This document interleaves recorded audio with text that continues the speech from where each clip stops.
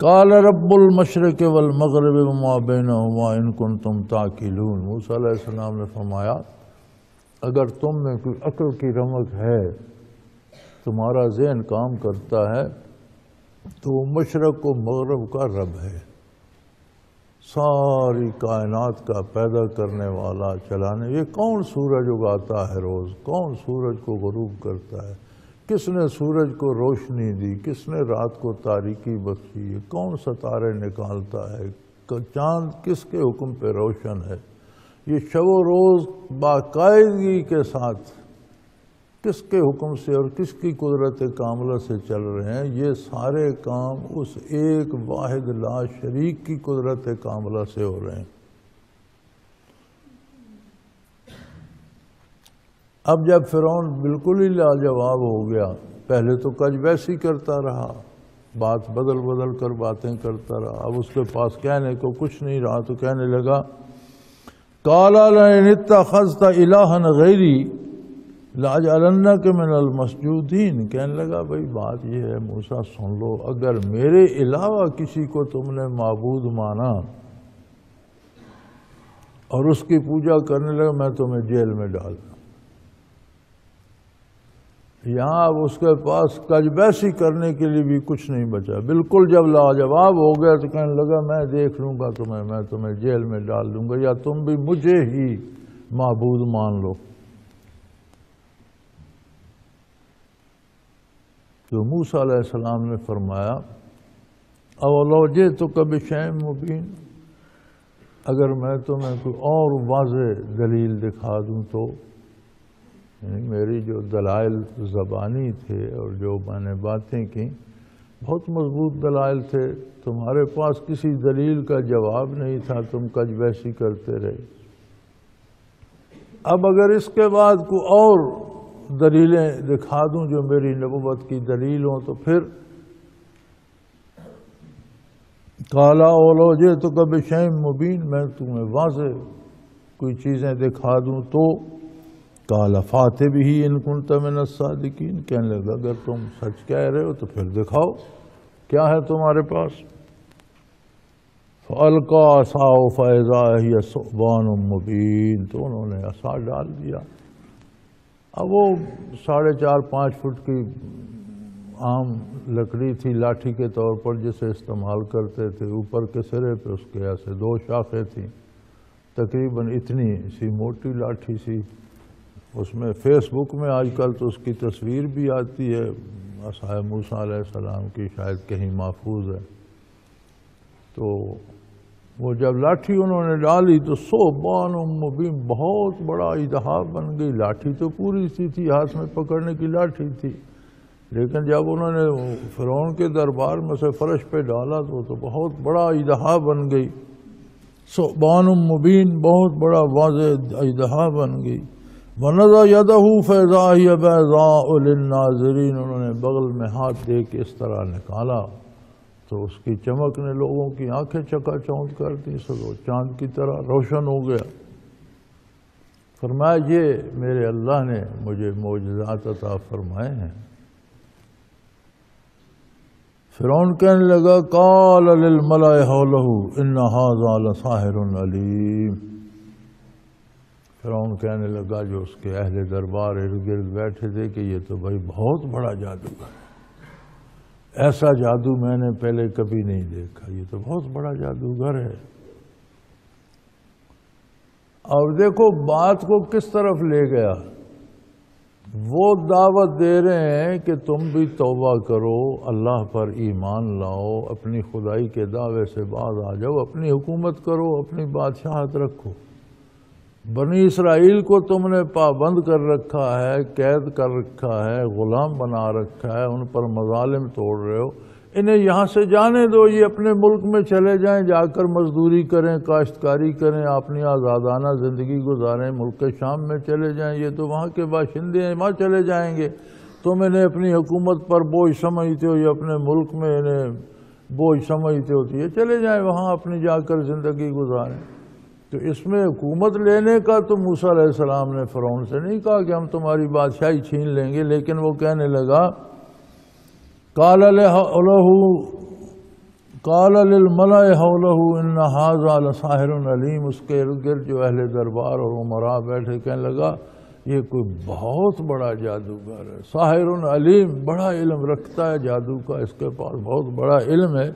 یرید ان یخرجکم من ارضکم بسحرہ فماذا، یہ چاہتا ہے کہ یہ جادو کے زور سے تم سے ملک چھین لے اور تمہیں یہاں سے نکال دے، یا تمہیں غلام بنا لے، تمہیں یہاں سے نکال دے اور ملک یہ چھین لے۔ فماذا تأمرون، تو پھر تم اس کے بارے کیا رائے دیتے ہو، کیا کیا جائے اس کے ساتھ؟ وہ بات کو دوسری طرف پلٹ کر لے گیا۔ حالانکہ انبیاء علیہ السلام کسی دنیاوی مفاد کا مطالبہ نہیں کرتے، کوئی اجر معاوضہ کسی سے نہیں چاہتے، ان کا اجر اللہ کریم کے پاس ہے، اللہ کی طرف سے وہ اپنے اجر کے متمنی ہوتے ہیں۔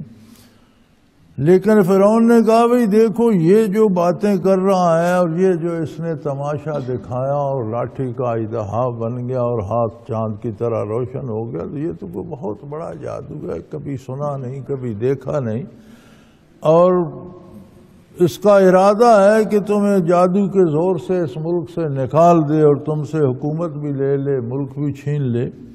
فماذا تأمرون، تو پھر تم کیا کہتے ہو، اب اس کا کیا کیا جائے؟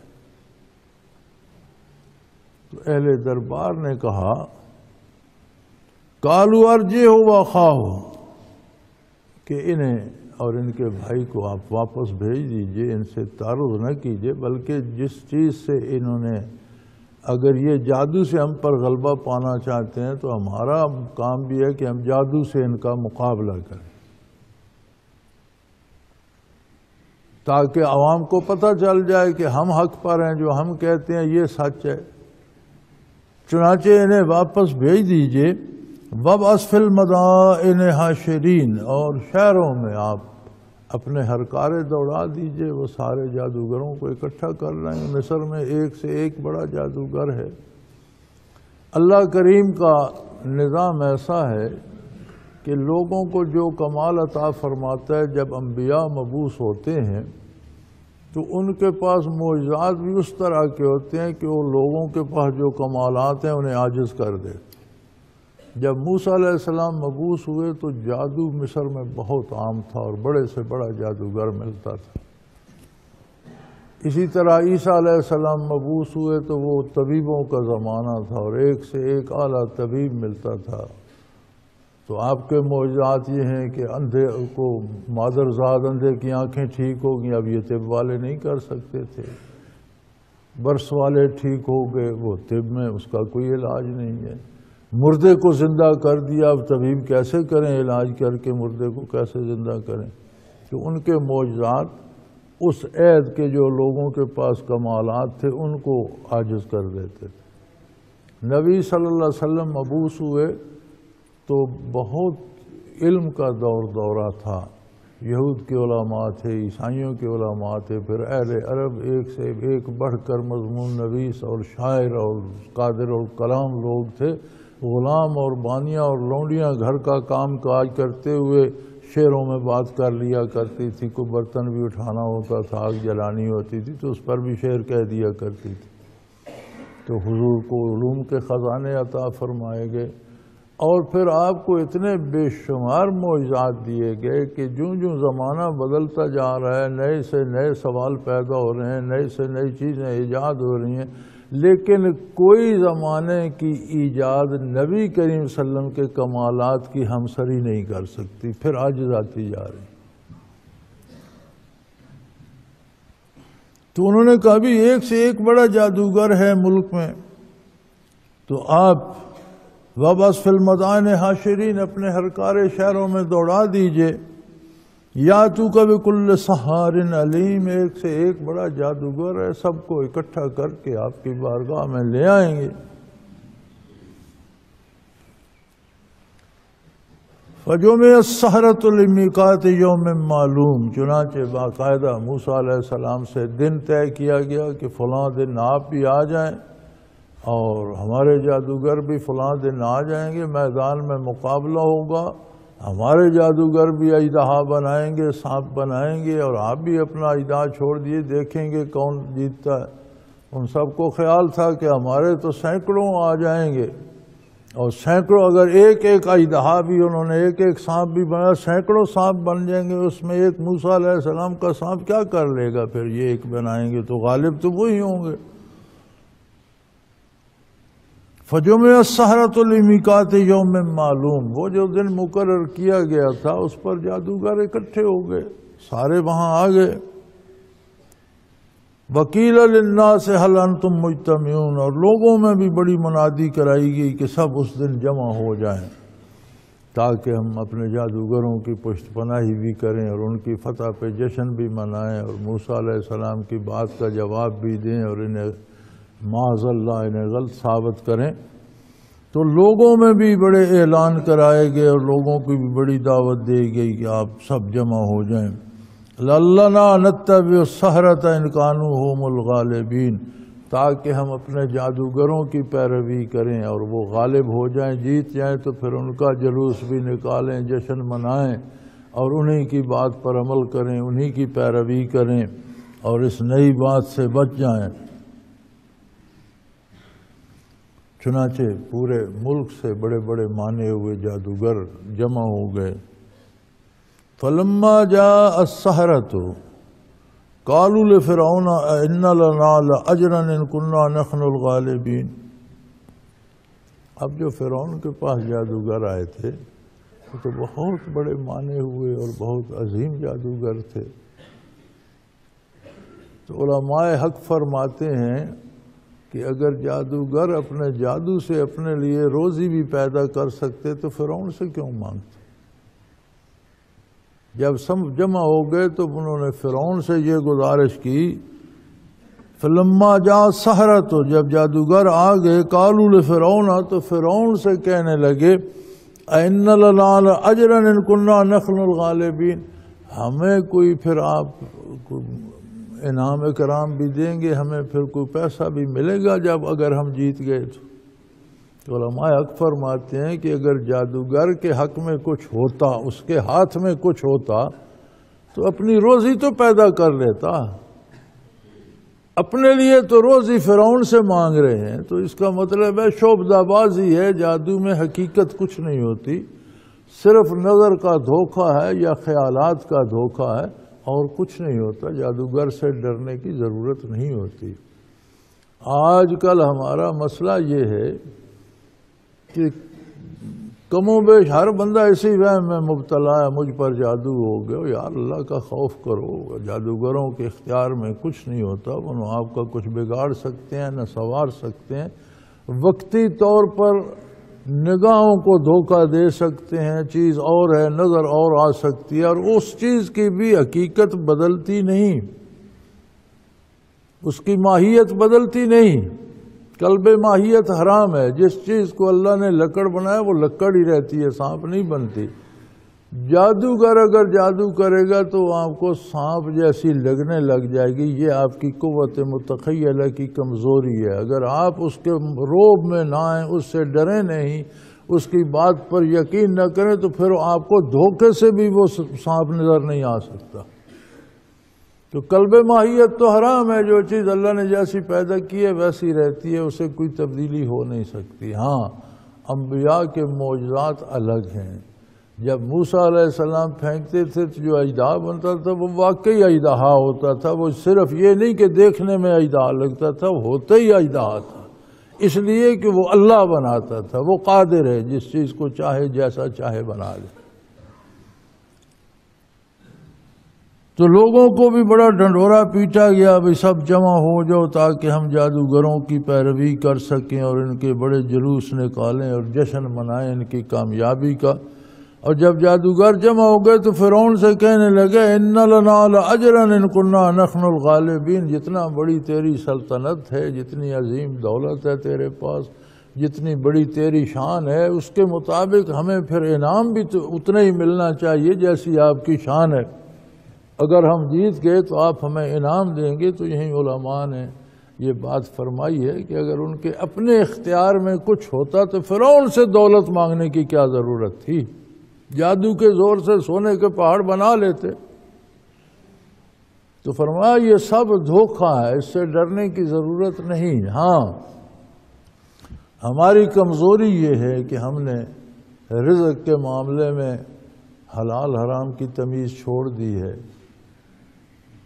سود بھی کھاتے ہیں اور چوری زوری بھی کھاتے ہیں اور رشوت بھی لیتے ہیں اور ڈاکے بھی کرتے ہیں، اللہ کی یاد چھوڑ دی ہے، ہماری پیشانیاں سجدوں سے محروم ہیں، اللہ کا نام لینا چھوڑ دیا ہے۔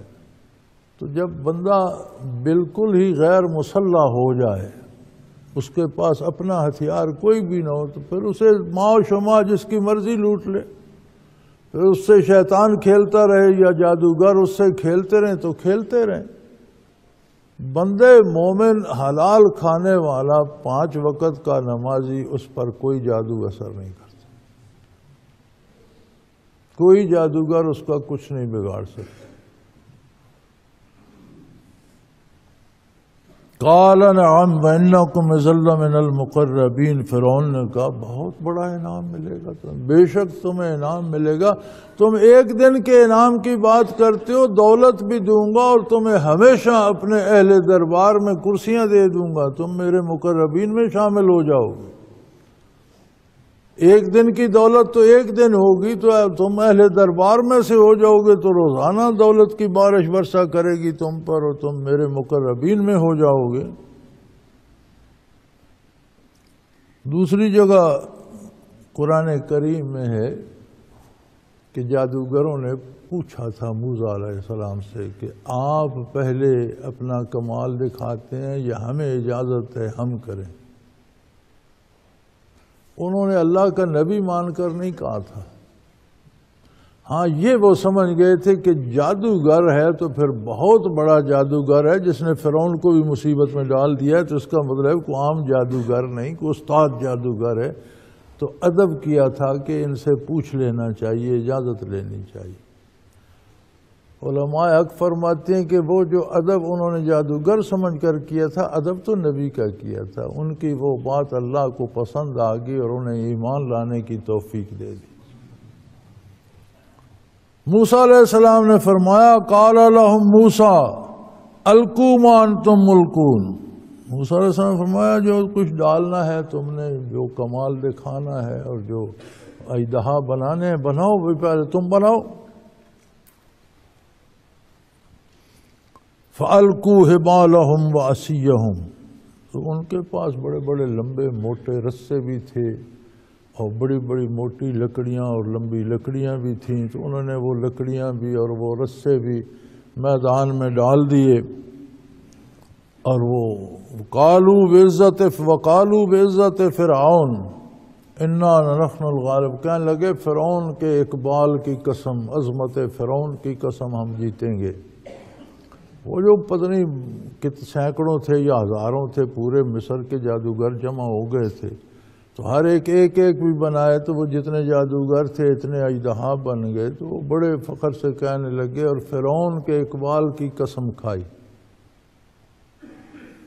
فرعون کے اقبال کی قسم، فرعون کی عظمت کی قسم ہم جیت جائیں گے۔ تو قسم صرف اللہ کی دی جا سکتی ہے، اللہ کے علاوہ کسی کی بھی قسم جائز نہیں ہے۔ جیسے جادوگر عظمت فرعون کی قسم کھا رہے ہیں، ایسے ہمارے ہاں بھی آج رواج ہے، کسی بزرگ کا مقبرہ دیکھا تو اس کی قسم اٹھا لی، اور کوئی قرآن کی قسم کھا رہا ہے، اور کوئی تمہارے سر کی قسم، تمہاری جان کی قسم، یہ ساری غلط اور ناجائز ہیں اور حرام ہیں۔ قسم سے مراد یہ ہوتی ہے کہ جس کی قسم کھائی جا رہی ہے وہ اس موقع پہ گواہ ہے، وہ بھی شاہد ہے، جیسی میں بات کر رہا ہوں ایسی ہی صحیح ہے، اور یہ شان صرف اللہ کی ہے کہ وہ ہر موقع ہر بات کا گواہ ہے، لہذا قسم صرف اللہ کی کھائی جائے گی۔ یہ باقی جو غیر اللہ کی قسمیں کھائی جاتی ہیں یہ فضول ہیں اور گناہ ہیں اور جرم ہے، ان کی سزا الگ ہے اور ایمان تک کو متاثر کرتی ہیں، عقیدہ مجروح ہوتا ہے ان سے۔ انہوں نے فرعون کی عظمت کی قسم کھائی کہ ہم ضرور جیتیں گے۔ فَأَلْقَىٰ مُوسَىٰ عَصَاهُ، چنانچہ موسیٰ علیہ السلام نے بھی اپنا عصا پھینک دیا۔ اب جو انہوں نے لاٹھیاں اور وہ گیلیاں اور لکڑیاں اور رسے ڈالے تھے وہ لوگوں کی نگاہوں میں سانپ بن گئے تھے، حقیقتاً سانپ نہیں تھے۔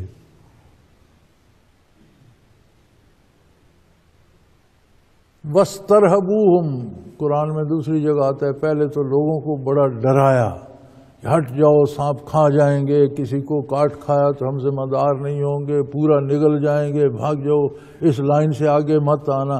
اس طرح کر کے لوگوں کو ڈرایا، جو ڈر جائے اس پر جادو کا اثر چل جاتا ہے۔ پھر اس کی قوت متخیلہ لوگوں کی کمزور ہوئی اس ڈر سے، یخیل الیہم انہا تسعی، قرآن میں دوسری جگہ آتا ہے کہ لوگوں کو نظر آتے تھے کہ یہ سانپ ہیں، سانپ تھے نہیں، تھیں رسیاں اور لکڑیاں ہی، لیکن لوگوں کو سانپ نظر آتی تھی، ان کی قوت متخیلہ متاثر ہو گئی تھی۔ لیکن موسیٰ علیہ السلام نے جو اژدہا پھینکا وہ تو واقعی سانپ تھا، اژدہا بن گیا جب عصا پھینکا۔ اب سانپ، بڑا سانپ اپنے سے چھوٹے سانپ کو کھا جاتا ہے، یہ سانپوں کی عادت ہے۔ وہ دوسرے سانپ کو اپنی غذا سمجھتا ہے، تو وہ تو اتنا بڑا اژدہا بنا کہ ان کے اژدہوں کو تو اس نے نگلنا شروع کر دیا۔ وَأَلْقَىٰ مُوسَىٰ عَصَاهُ فَإِذَا هِيَ تَلْقَفُ مَا يَأْفِكُونَ، وہ جتنے کچھ اس نے اس طرح چٹ کیے کہ وہ سینکڑوں تھے یا ہزاروں تھے، جتنے انہوں نے بنائے تھے وہ سارے ہڑپ کر گیا، ایک سرے سے لگا اور ان کو کھاتا چلا گیا۔ تو اس میں مزاج بھی سانپوں کا تھا اور اس میں سانپ سمجھ کر کھا لیے۔ اور جب پھر موسیٰ علیہ السلام نے اس پر ہاتھ ڈالا تو وہی 4.5 فٹ کی لاٹھی تھی، نہ وہ پھولی نہ موٹی ہوئی، نہ وہ لکڑیاں یا رسے کہیں باہر نظر آئے، نہ اس سے نکلے۔ تو حضرت جی رحمت اللہ تعالی علیہ فرمایا کرتے تھے کہ جادوگروں نے یہ سمجھ لیا کہ اگر یہ جادوگر ہوتا تو جادو کا توڑ یہ ہوتا ہے کہ اس نے جادو کیا ہے وہ ختم ہو جائے اور چیز ویسی ہو جائے۔ تو اگر یہ جادو ہوتا تو ہمارے جادو کا توڑ کرتا تو لوگوں کو سانپ نہ دکھائی دیتے، پھر رسے اور لکڑیاں دکھائی دیتی۔ لیکن یہ کیا کہ ایک لاٹھی کا اتنا بڑا اژدہا بنا کہ ان ہزاروں رسوں لاٹھیوں کو سانپوں کو نگل گیا، اور جب انہوں نے پکڑا تو لاٹھی اتنی کی اتنی۔ یہ جادو نہیں، یہ اللہ کی قدرت ہے، یہ جادوگروں کے بس کی بات، چونکہ جادو تو وہ بھی اچھی طرح جانتے تھے۔ تو انہوں نے سمجھ لیا یہ جادو نہیں، یہ قدرت باری کی بات ہے، اور یہ اللہ کا سچا نبی اور رسول ہے، اور جو یہ کہہ رہا ہے وہ حق ہے۔ فَأُلْقِيَ السَّحَرَةُ سَاجِدِينَ، چنانچہ سارے جادوگر سجدے میں گر گئے۔ انہوں نے کہا بھئی یہ جادو نہیں ہے، کیونکہ جادو یہ ہوتا ہے کہ کسی نے جادو سے ایک پھول بنا دیا، اب آپ اس کا جادو توڑتے ہیں تو وہ پھول ختم ہو جائے گا، کاغذ تھا یا رسی تھی یا تنکا تھا ویسا ہو جائے گا، جادو کا اثر ختم ہو جائے گا۔ یہ کیا کہ ان کا وجود ہی مٹ گیا۔ اور پھر مزے کی بات یہ ہے کہ یہ اتنے بڑے رسے، اتنی بڑی لاٹھیاں، اتنے بڑی لکڑیاں، یہ سارا کچھ کھا پی کر پھر وہ ویسی کی ویسی لاٹھی ہے۔ تو یہ ہر شے کہاں فنا ہو گئی؟ یہ قدرت باری ہے، یہ جادو بادو نہیں ہے۔ جادو چیزوں کو معدوم نہیں کر سکتا، نگاہوں کو دھوکہ دے سکتا ہے، چیزیں تو موجود رہتی ہیں۔ تو وہ سارے سجدے میں گر گئے۔ قالوا آمنا برب العالمین، رب موسیٰ و ہارون، کہنے لگے ہم کائنات کے پروردگار پر ایمان لاتے ہیں، وہ پروردگار جو موسیٰ اور ہارون کا پروردگار ہے۔